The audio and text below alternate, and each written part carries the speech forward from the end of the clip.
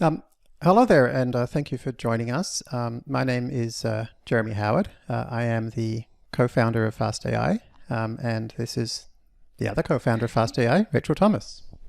Hi, I'm Rachel Thomas. My background is I have a PhD in math, and I previously worked as a software engineer and data scientist. More recently, I'm the founding director of the Center for Applied Data Ethics at the University of San Francisco. And as Jeremy said, I'm also the co founder of Fast AI. So Rachel is a mathematician slash data scientist slash software engineer turned data ethicist. I am the opposite. My major was actually in ethics, and nowadays I'm a professional data scientist.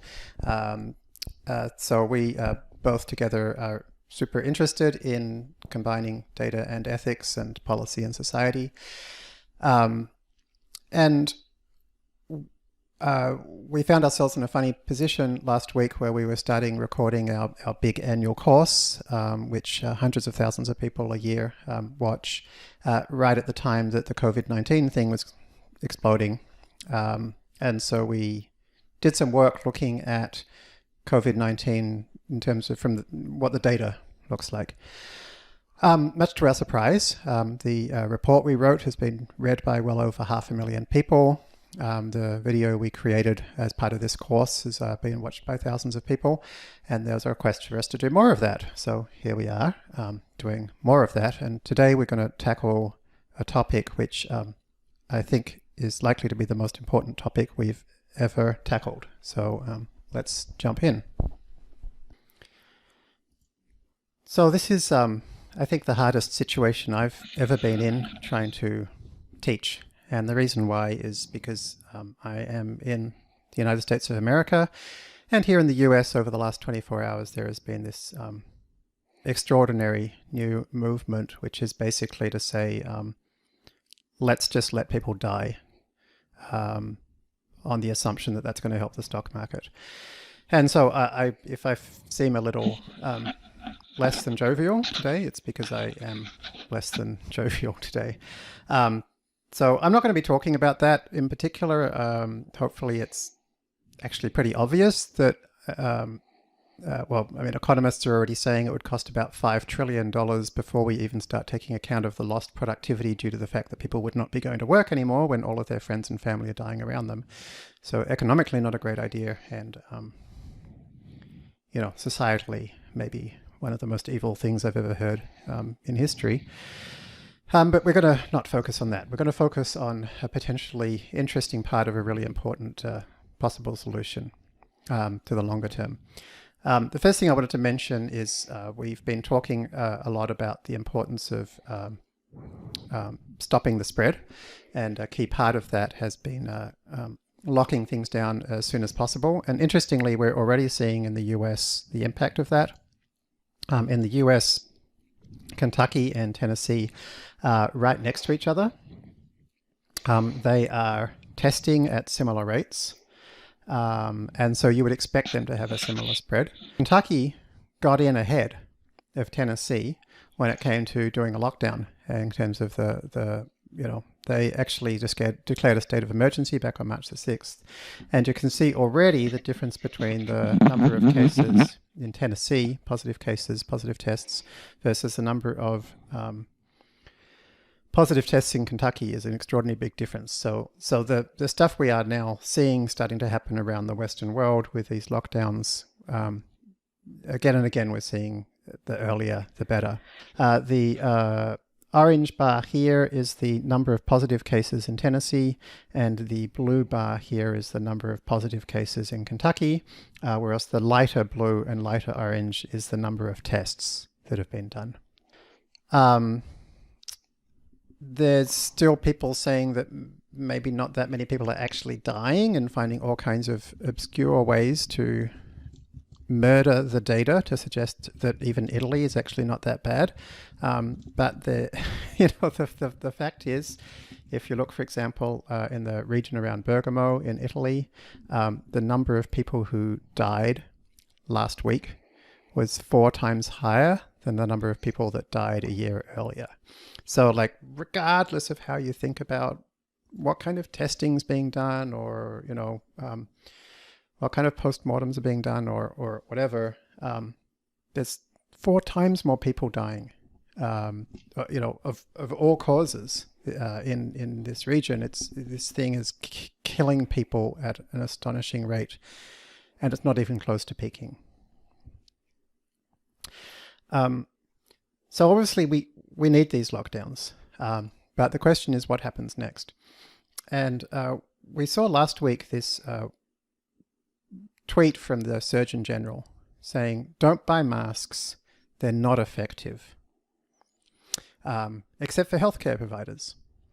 And this has been a kind of pretty common refrain. It's certainly not only the US Surgeon General that's saying that. And there certainly is a big issue. Doctors are saying there is not enough protective equipment, including enough masks for hospitals. So PPE is referring to this protective equipment, masks, gowns, eye shields. There is a huge shortage. And so perhaps the reason that a lot of policy folks are saying masks are not useful is to stop people buying them. I mean, this is what he's saying here, don't buy masks, in the hope that that will cause there to be more masks available for folks in hospitals. Interestingly, when you actually look at what hospitals are doing, they're saying, please donate us protective equipment. These are things we need. Not just protective equipment, but even testing equipment. But interestingly, they're even saying handmade masks would be useful.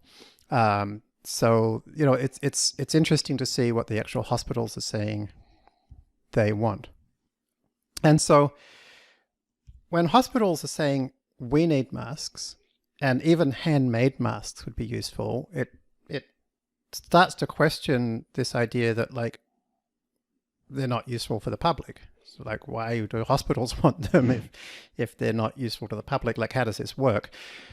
There's also some interesting empirical data, very rough empirical data. But if you look at all the countries which have flat curves, they are all countries actually where mask wearing is extremely normal, and not wearing a mask in places like public transport would be considered very antisocial. So there's this kind of country level data that suggests that something's going on in these countries, and is masks part of that? Taiwan does not appear on this at all, because they basically didn't have enough cases to appear on this graph at the time that this tweet came out. They only have 153 cases and 2 deaths in the whole of Taiwan, even though they're right next to China, where this thing blasted off. So what happened in Taiwan, they are making 10 million masks per day. Now, I thought that sounded crazy unlikely, but actually this is the leader of Taiwan, and here she is saying, yes, Taiwan is now making 10 million masks per day.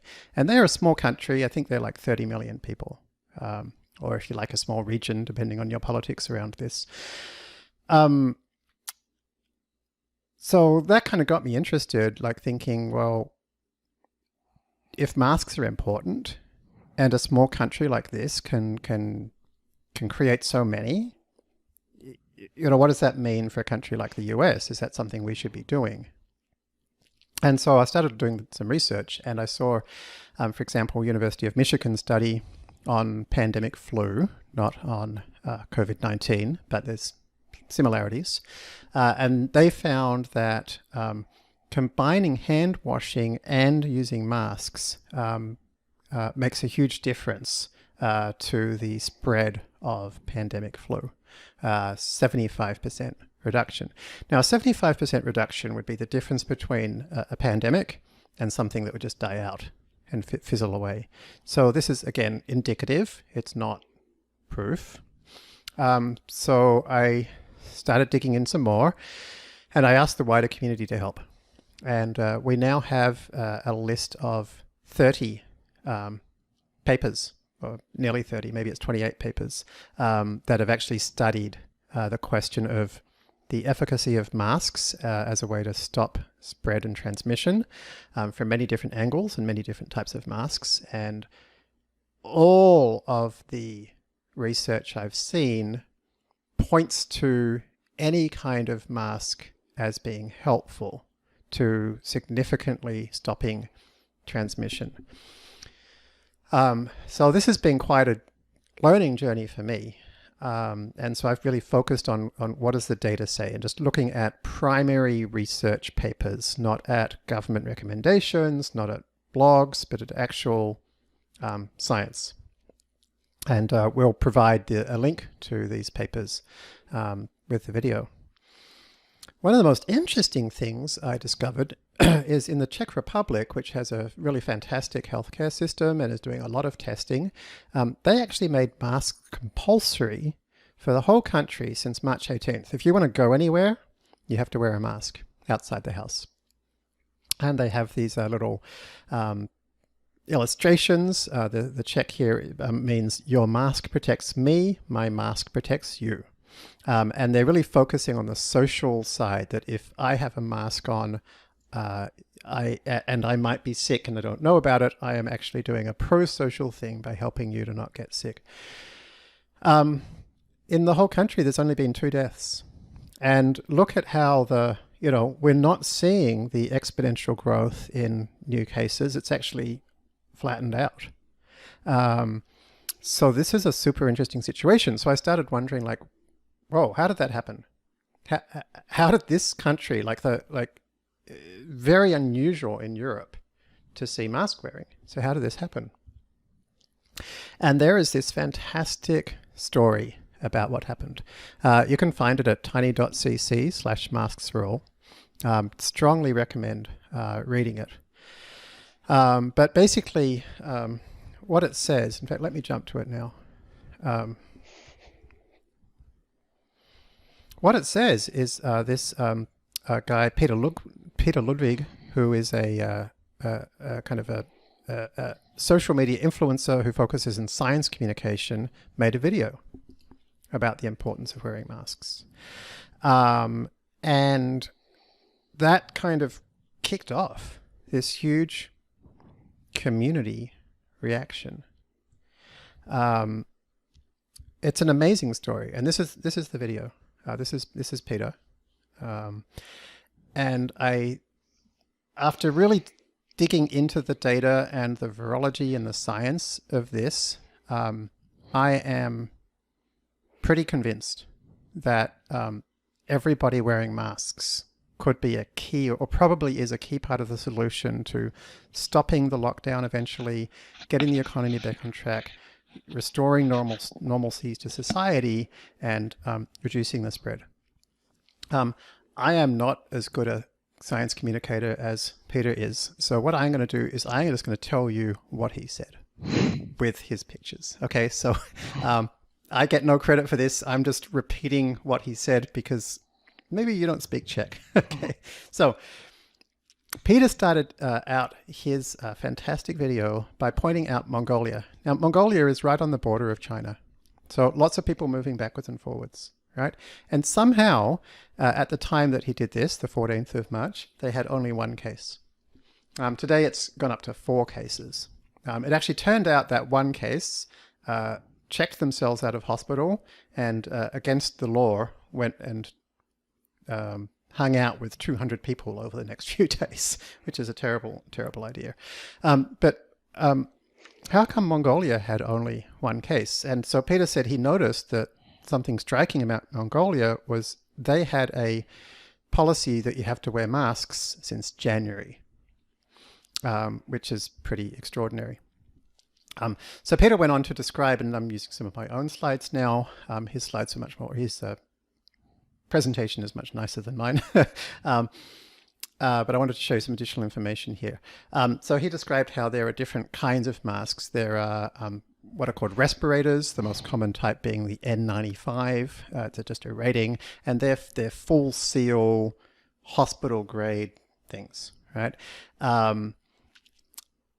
Versus surgical masks, which are these just loose fitting pieces of cloth. The key thing here is that these different pieces of protective equipment protect you from different things. But what's interesting is, as Peter mentioned, there is research that shows that even the basic loose-fitting pieces of cloth actually work super well against a wide variety of viruses. So this is actually the research that he's pointing at, and this comes from smartairfilters.com, but the actual data comes from this report, Davis et al. They've just made it into a nice picture. And what they found is that against 0.02 micron particles, surgical masks are super effective, vacuum cleaner bags are super effective, dish towels are super effective, cotton t-shirts are super effective. And actually in this study, they had two different size particles. They also looked at 0.1 micron particles. I think it was 0.1. And they found the same things were even more effective because 0.02 is particularly small.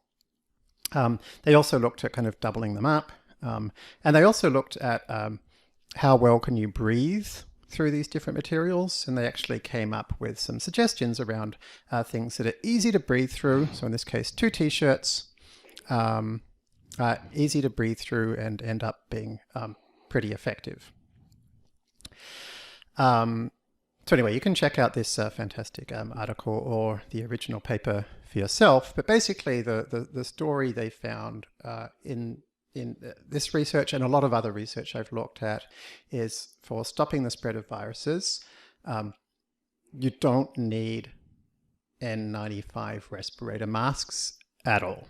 You know, I mean, they're great, but lots of other things work great as well.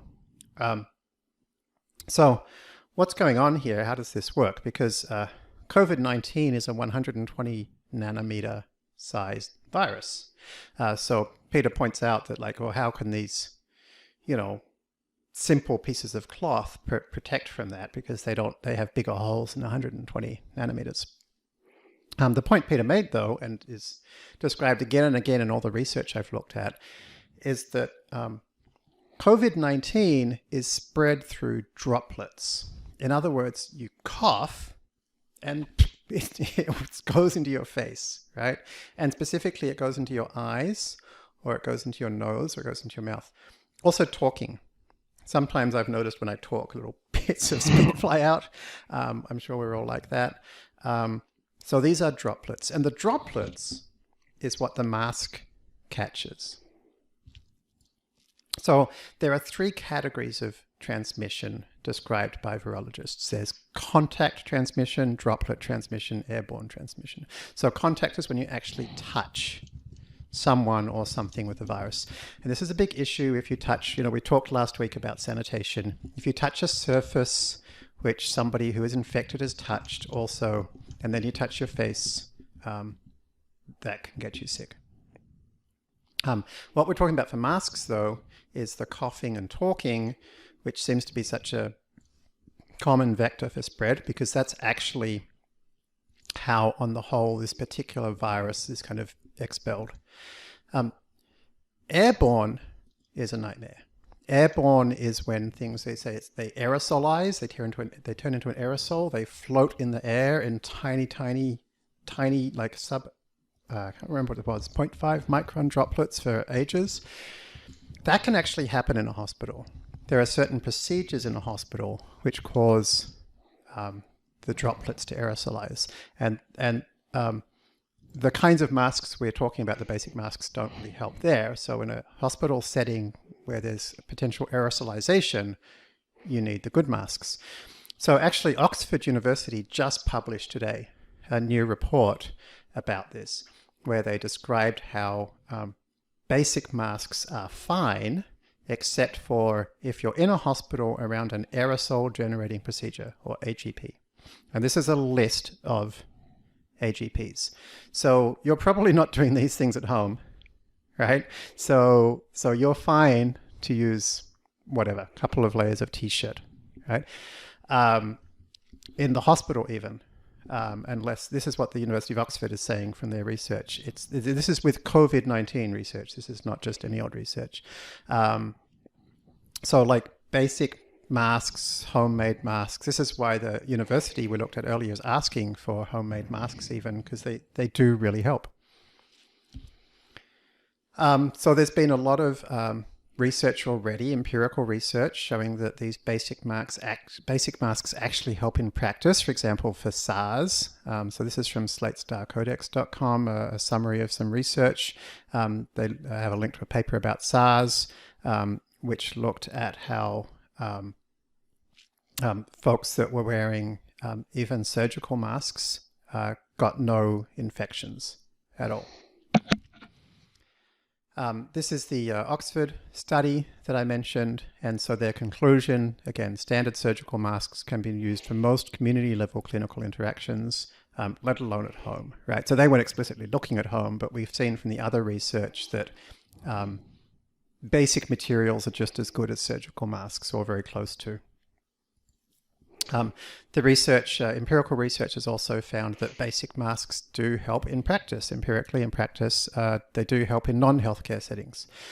Again, not COVID-19, but swine flu. When they looked at the result of a flight in which there were folks with swine flu on that flight, those people that wore a basic mask were 0% that wore masks got sick, compared to 35% of non-wearers got sick. So there are huge differences when you use even basic masks. This is totally in line with what virologists say. So this virologist says COVID exposure dose matters. This is really important kind of when you're thinking about the science here. Masks can help anyone because they reduce the amount of virus released or taken in. And the immune system wants a low dose.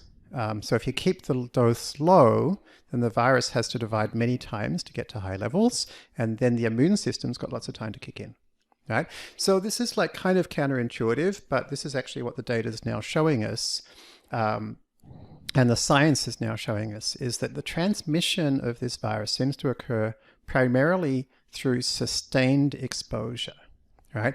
So in Hong Kong and Singapore, they define that as less than 6 feet away from somebody for at least 15 minutes in Hong Kong, or 30 minutes in Singapore, right? So this is super important for like understanding how this virus works. It's not about just passing somebody in the street, unless they cough on you, but actually being around somebody for an extended period of time and close to them.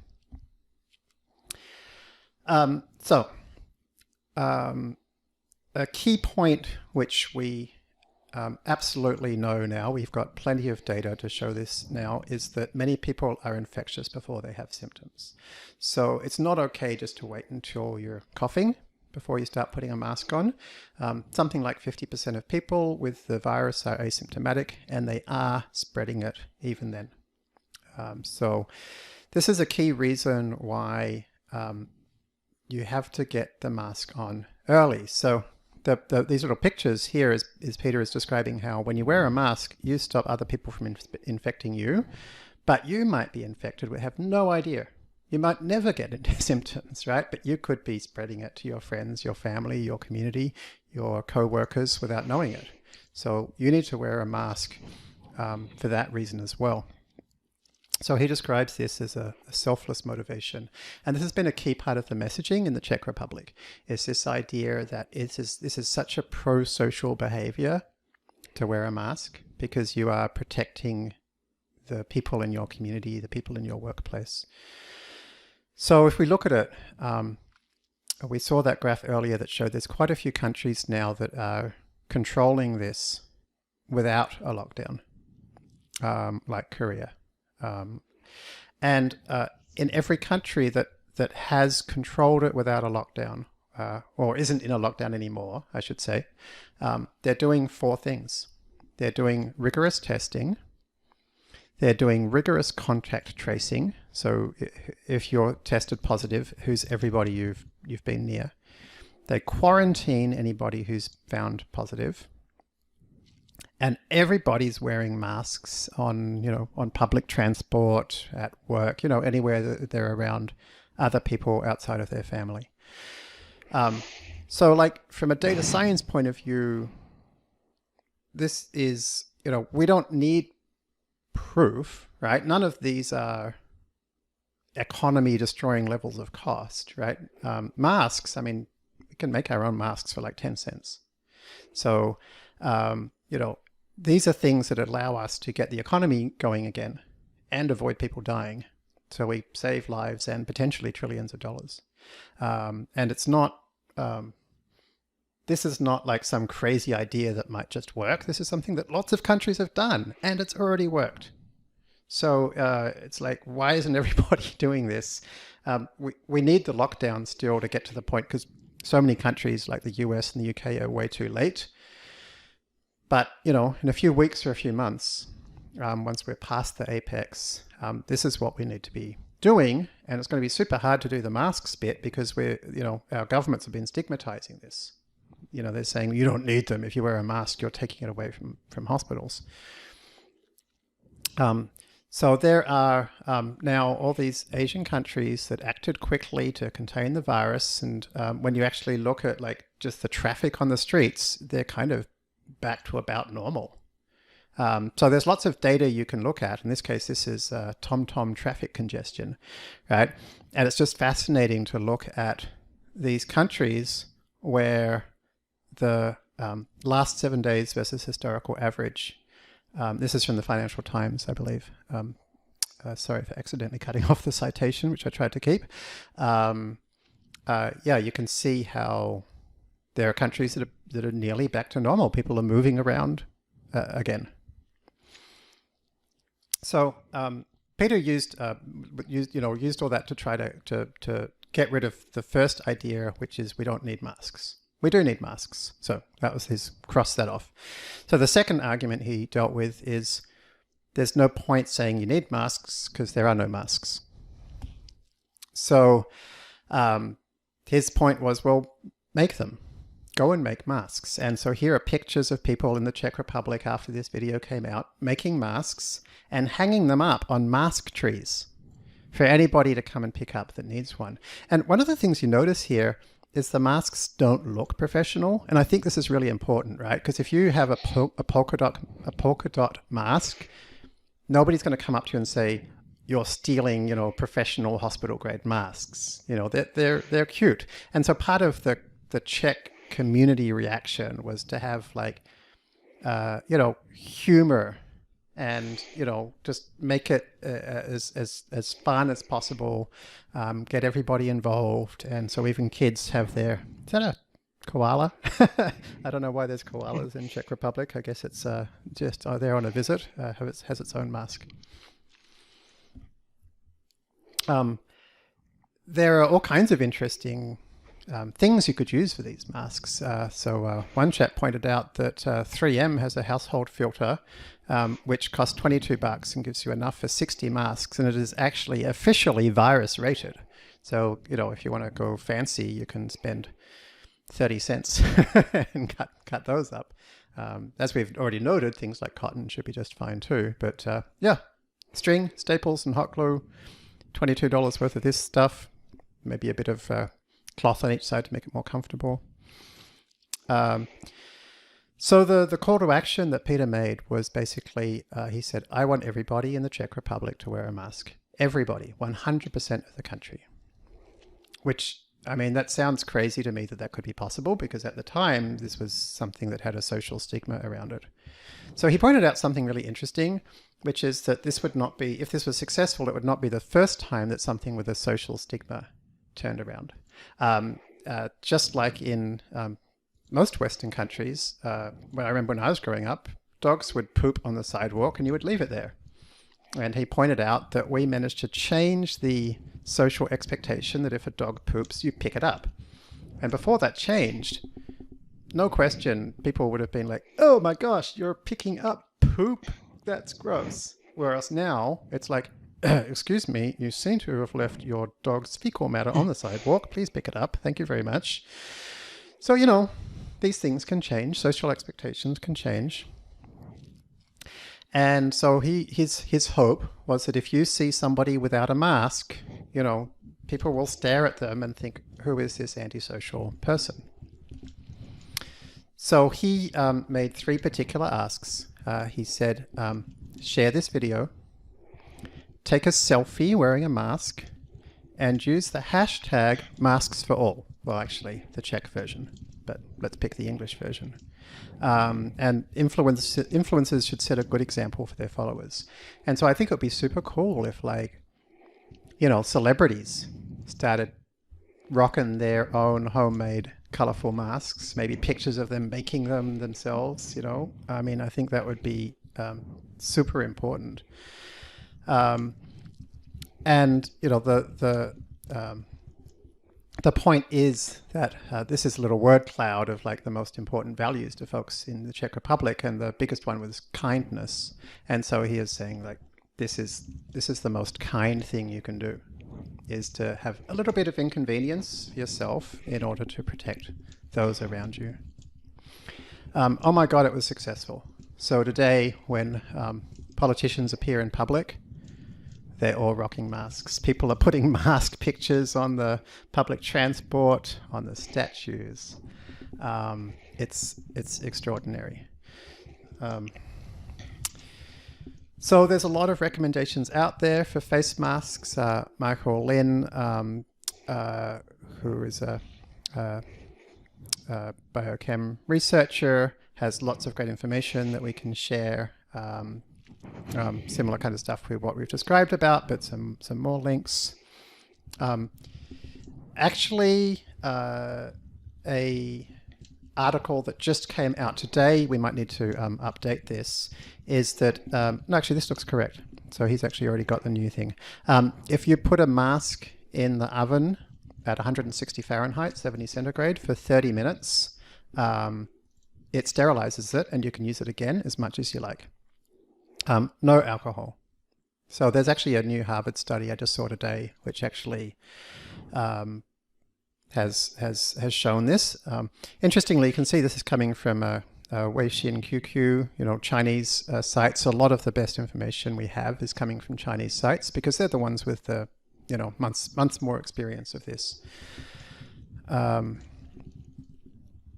So a really interesting thing that appears all the time in the training that doctors talk about for mask fitting is if you want to know if your mask's working pretty well, go somewhere, get something smelly, like some sugary water or some smoke or something, and see if you can still smell it with your mask on. And if you can smell it a lot less, then you're blocking the particles. So that's kind of the rule of thumb that I keep seeing people talking about. Okay, so that is what I wanted to say about masks. I guess, I'm not a big YouTube influencer, thought leader, whatever. I'm just a data scientist. But I guess my job is to look at data and try to figure out what it says. And the data is super, super clear on this. It's not like there's no 100% perfect proof, randomized controlled trial for this exact illness, disease. Such a thing would be impossible because it hasn't really been around long enough. You can't really do a randomized controlled trial where you say, hey, you're not allowed to use a mask and you are.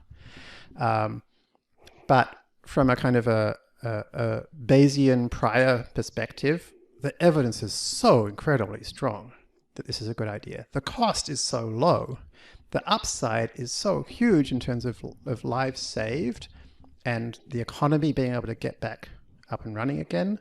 It seems like madness to me not to do this. So I will repeat Peter's call to arms here and say, let's make this happen. And particularly, let's see influencers come out wearing masks, start making masks. We're going to have links with this video to how to make them at home.